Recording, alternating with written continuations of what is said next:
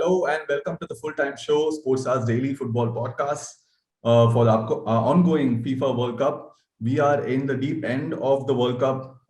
We are done with the quarterfinals.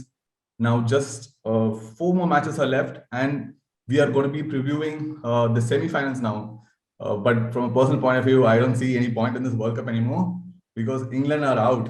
But contractually, I've been obligated to sit through this podcast. And this is me, Aashin Prasad, and with us joining us is Ayon Sengupta, our editor from Qatar, and Pranay, Rajiv, and Neeladri Bhattacharjee. Guys, so quarterfinals are done. How excited are you for the semifinals now? Let Neeladri and Pranay go first. Let's hear from them. Okay. So it's been a very exciting kind of a tournament. It was a very dicey affair to see the first Winter World Cup, how it would pan out in the middle of a season, a football season. A lot of criticisms came up about the players wearing out in midway through the tournament. But yeah, it's been one of the best World Cups in terms of tense finishes.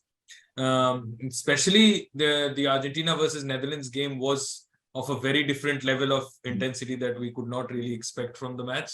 And let's see how things go in the final three matches to determine the crown winners. Pranay? So we have four semi-finals right now. So if any one of the four teams wins, it's a history because if Argentina wins, it will be Messi's first World Cup in what could be his last one. The same with Modric for Croatia. If France wins, that could be the first time in 60 years a team wins two consecutive titles. And if Morocco wins, that's an even bigger piece of history, a first African nation or first Arab nation to win. So whatever it is, I think this World Cup will go down in history as a landmark one. True. Yeah, I think we have had a very exciting knockout phase. A lot of goals have been scored compared to the earlier rounds, the group phase. And I think all four teams, what Deschamps said yesterday in his press conference late in the night, all of them deserve to be here. I think Morocco has been the revelation of the tournament, the way they have played, conceding just one goal. And that too was an own goal in the game against Canada. And I think Morocco is not a team which is just about the low block or the defensive game that everybody talks about. I think what Waiguri, the coach, has done is used Ziyech and Boufal, who are great dribblers in a very, very great way. I think he, as well as both the players, trust while going forward, they would be able to win most of those one-on-one battles. So they have been able to be very, very deceptive and very, very attacking, even when they have not really pushed too many men forward.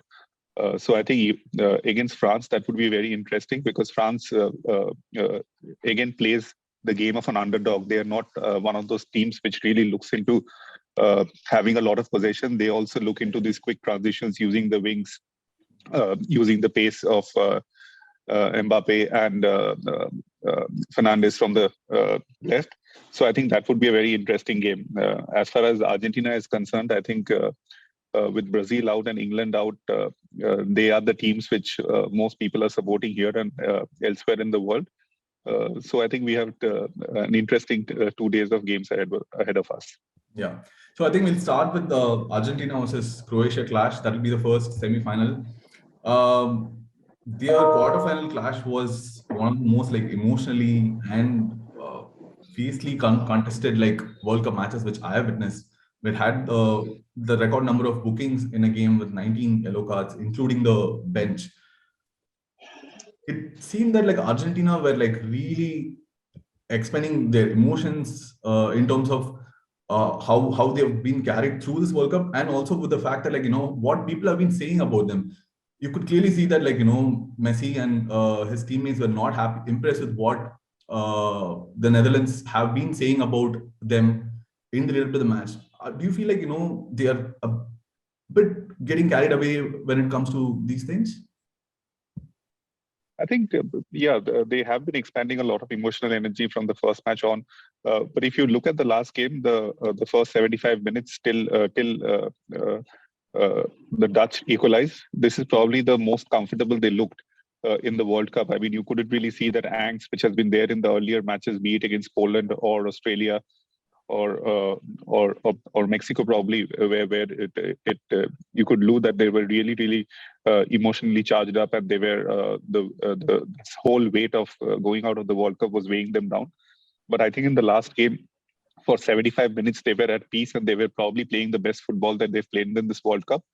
Obviously, this is the last 10-15 minutes with Van Gaal suddenly changing all his so-called football theories and putting the 6'6" man and peppering the Argentine defense with these long balls. They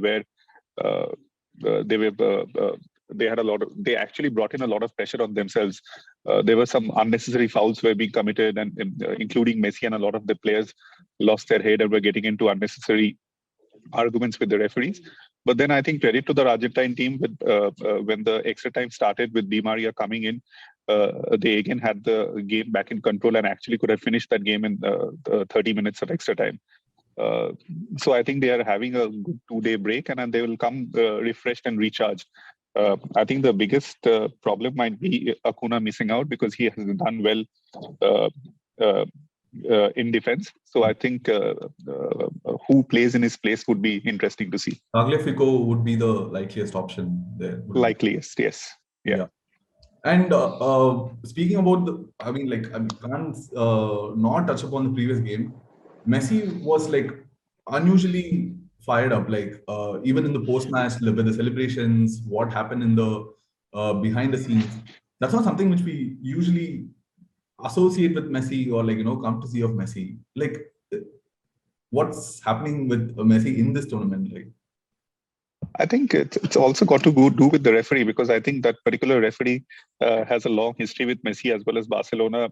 One of his goals were not given by him, I think in 2012, 2013 against between Barcelona and Atletico Madrid. And then I think in the Champions League, he also I think red card in Guardiola. So I think that particular referee has a long history with Messi and Barcelona. Maybe that was one of the reasons for him to get so charged up. I don't think you would want to see this man again. But I think so. Ayon touched upon this 6'6" Weghorst who came in and disrupted them. Neeladri, do you see anyone similarly in the Croatian side who could disrupt the Argentinian side? Because if you look at their defenders, all of them, the three centre backs who have been playing, they're not the tallest of the bunch, right? Yeah. No, I think someone who might trouble Argentina would be Kramaric and Petkovic. Petkovic has been kind of a late bloomer for Croatia, scoring late in the tournament, and Perisic has been the constant threat. That is one threat that will be something that Argentina will need to be careful about. Against in the previous meeting, both of them have met previously in the World Cup 4 years ago, and that saw a very different team. But Modric still lives, and Modric had that score from the outside of his boot. This new team will find it slightly difficult to mark Messi, given the kind of form that he is in, especially with the runs that he made against Australia and against Netherlands. Those are something that Croatia will find difficult. But Croatia's biggest bet against Messi would be Guardiola. Guardiola has been one of the revelations of the tournament, playing in as a centre back, and he will be the man to stop Messi against Argentina in the semis. Okay. And Pranay, for looking at both the sides, where do you think this game could be won for both the teams? So I would like to add a few more players to what Neeladri just said. The kind of role Messi plays right now is a lot more in at the edge of the final third. So he doesn't actually go deep into the box. So I think more than Guardiola, the battle will be between Brozovic, Kovacic, and Messi. So these two will be the one who has to get hold of Messi. Mm-hmm. And these two, and of course Modric, have won the most number of tackles in the middle third. I think they ranked. All three of them ranked within the top 10 in the World Cup. So these three would have their hands all over Messi, and the game will be won or lost in how well Messi can get through this thing. So if he manages to bypass them, I don't think just like how we saw the goal which was Name scored was- against Molina scored. Okay. Uh-huh. The pass, like Hmm. no other player in the world, I don't think could have found that gap and put that ball exactly where he wanted. So if you give him that space, I think it's game over. Yeah. But that's again another issue with Argentina, the lack of creativity outside of Messi. So they're not producing from. I hope Di Maria plays Yeah. because without Di Maria, then there'll be a purely one-man team. So if Di Maria comes in, like, how does it change their creativity? Like, what dimension does he add to the already existing factor in Leo Messi? So when Di Maria comes in, he usually plays us on the right, and that would push Messi a little more to the center, and he'll become more dangerous. Okay, now what he does is he drives in from the right to the center. So what Di Maria can provide is an extra option to his right as well as an extra space in the middle, just like how he scored against Mexico. That goal came purely because he was able to drift into the center and wait for Di Maria's pass before he could hit the shot. So with Di Maria, Messi will be more potent. So hoping for Di Maria to play and we'll see. Okay. And Ayon, we have touched upon Argentina's strengths and weakness, but with Croatia, do you see any perceived weakness in this side which Argentina can exploit? No, I think the thing about Croatia and with Dalic, I mean, it's a very, very well organized team. With Neeladri, actually, Pranay was talking about the midfield three, Modric, Kovacic, and Brozovic. All three are very, very versatile. And if you look at Kovacic's number, I mean, he has won 10 tackles. He has had 5 chances created. I think that midfield is probably the best in this World Cup. And especially if Messi is forced to drop deep and not play high up on the pitch, his battle would be essentially against these 3 midfielders, and it won't be easy for him to single-handedly tackle all 3.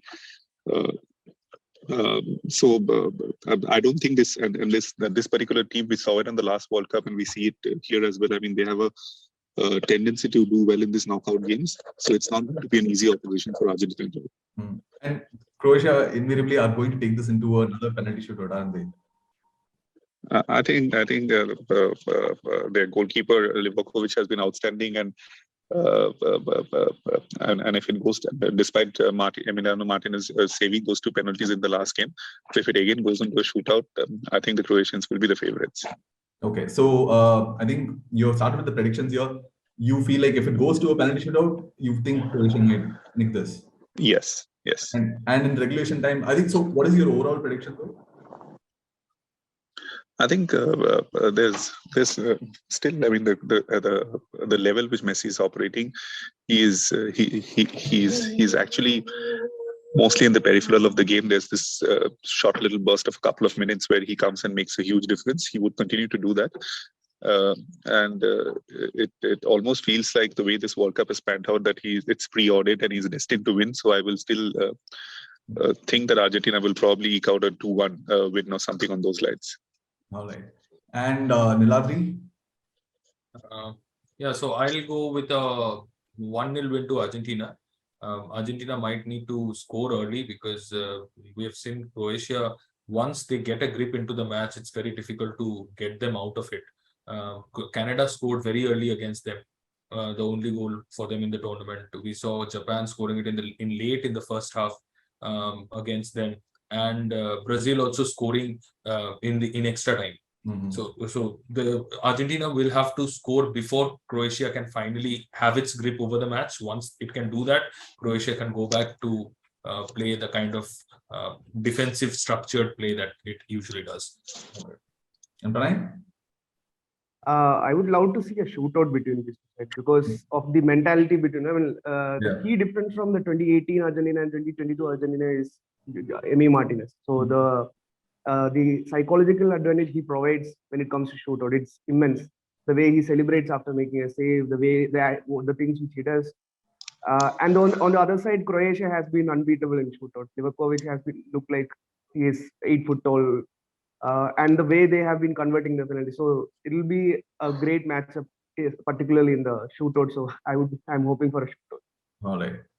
Me personally, like I want to see Messi lift the World Cup, but Croatia is not going to be easy opponent for them to get over. I would still want essentially what we saw in the game against Brazil as well. I mean, this Croatian team never believes that they've lost a game. I mean, for them to concede in the 117th minute and then come back and score that equalizer is remarkable. I don't think that they have it in the DNA to accept defeat. I don't think Argentina is gonna have 7 players in the opposition half in the 117th minute. So that could be something different. Argentina might be a bit more circumspect if they do take the lead than a Brazil. So yeah. So that's the first semi-final done. We move on to Morocco versus France. I mean, who even expected Morocco to make it to the semi-finals? What an incredible story it has been. Undefeated in the tournament. Yeah. Samuel Eto'o did predict it. Sorry? Samuel Eto'o did Eto'o, yeah. I mean, when his initial prediction for the finals was Morocco versus Cameroon, right? Yeah. Yeah, he came really close. So Eto'o actually predicted the sequence of weeks. He actually said that Morocco will beat Portugal first, then Spain first, then Portugal, and he also said that they will beat France. So he could be the new Paul of Top. Yeah, I think FIFA should officially appoint him. If they do go on to, I think he predicted for a Cameroon win, but still a good bet, right? Yeah. But he is the FA president. He has to do that, so that we shouldn't take seriously. Yeah. So incredible run, unbeaten so far. They have just conceded an own goal. An opponent has not scored against them, and the caliber of opponents they have overcome, right? They have blunted Croatia, beaten Belgium, beaten Canada, beaten Spain on penalties, and yesterday beaten Portugal. And now they are in a semi-final for the first African nation to be there. Ayon, what does this mean for what does Morocco's run mean for both African and Arab football? I think this has been a phenomenal run. At the start of the tournament, if anybody said that Morocco, a lot of people believe that they would get into the knockout rounds, but actually win the pre-quarters and then the quarters and be in the semi-final playing France, I think they would have laughed at you. But I think this particular team and a lot of people who follow African football and Arab football always thought that this team actually has the star power to go deep in the tournament. If you look at this team, there are 14 to 15 of their players actually play in top European leagues, and they have come from the European footballing system or a few from the North American footballing system, if you take their goalkeeper into account. And so that big match experiences are coming in handy for him. And the coach has been great. I think the African teams have always been very, very fractured. But here, both with Cameroon earlier, what we saw, and now what we see with Morocco, I mean, they have been a cohesive unit. And the camaraderie that the players have been able to build with their support base, their families being there in large numbers, I think all of them are added to the charm of Morocco. And I think this whole continent or whole region behind being there behind them would definitely add as an extra motivator when they take on the field against France. Okay. You can be rest assured that the entire Al Bayt Stadium would be red that day. Yeah, I mean, we could feel it from here as well. While when you're watching on TV, the noise which is coming through whenever Morocco plays, you could feel the support which they have, the huge number of support which they have in all these matches, and it's brilliant to watch.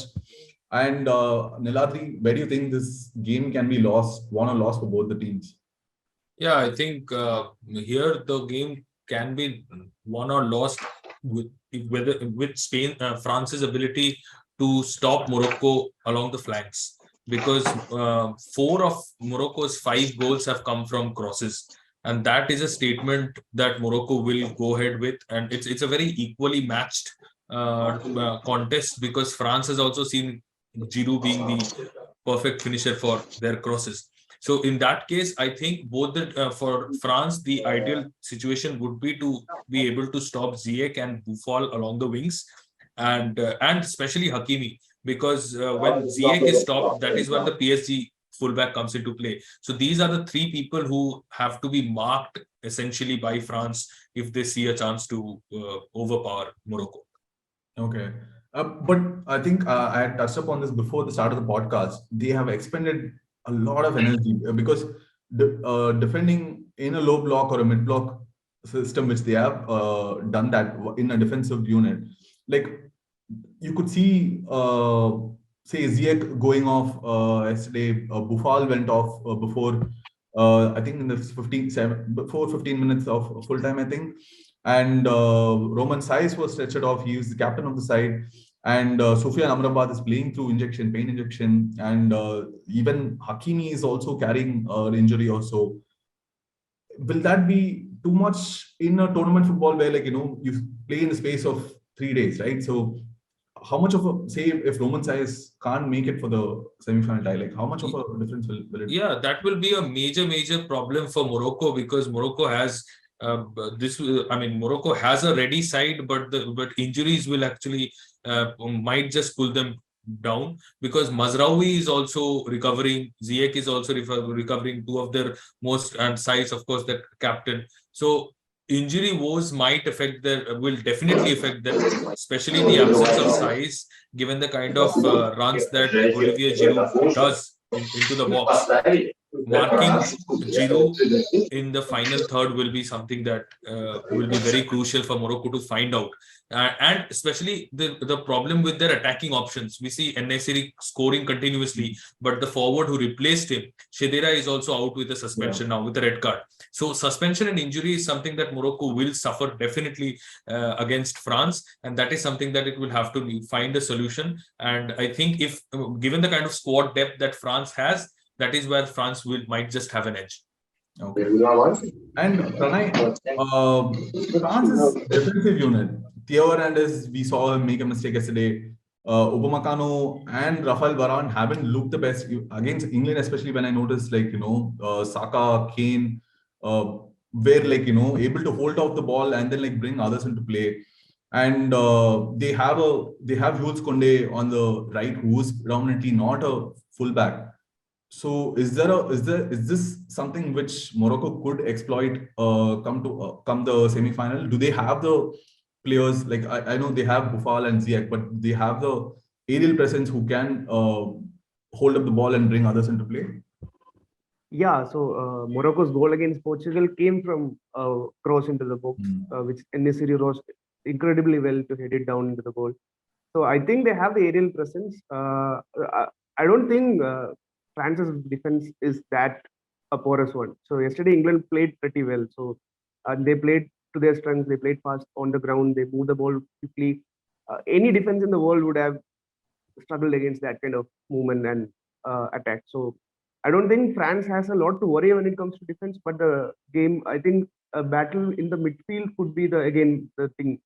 So Griezmann has been the one who has been pulling strings. He's got 2 assists. Both the goals were scored from his assists. So Griezmann, and how well Amrabat has been one of the stars of the World Cup. He has performed incredibly well for Morocco in the midfield. So the Amrabat and Griezmann will have a battle which could define that. That's what I think. So I don't think France's defense is a issue. All right. And I think before we move on to predictions, I just want to quickly get an idea from you guys. Like, I know it's still, like, 2-3 matches left to play. Who has been your player of the tournament so far? Pranay, I'll start with you. For me, Griezmann. Griezmann has transformed himself into a elite midfielder. I think I touched upon this. I think during the round of 16 game, when Griezmann won at least 3 tackles inside the box, at the edge of the box, won the ball and launched it forward. So, and he has, I think, has the most number of assists in the World Cup right now. Has broken France's all-time record for assists. Incredible player. So I think he has been the best player. Okay. And Neeladri? I'd go with Yacine Bounou. Bounou was someone who was a nobody in terms of European football stars, if you look at it. But Bounou has single-handedly played a very significant role against Portugal, because if you see the saves that he made yesterday were literally some of the match-winning saves. And it has been a tournament for rising goalkeepers. Livakovic has also been a very impressive goalkeeper. But I think, given the kind of stakes that have been against Morocco before the tournament, nobody expected them to be here.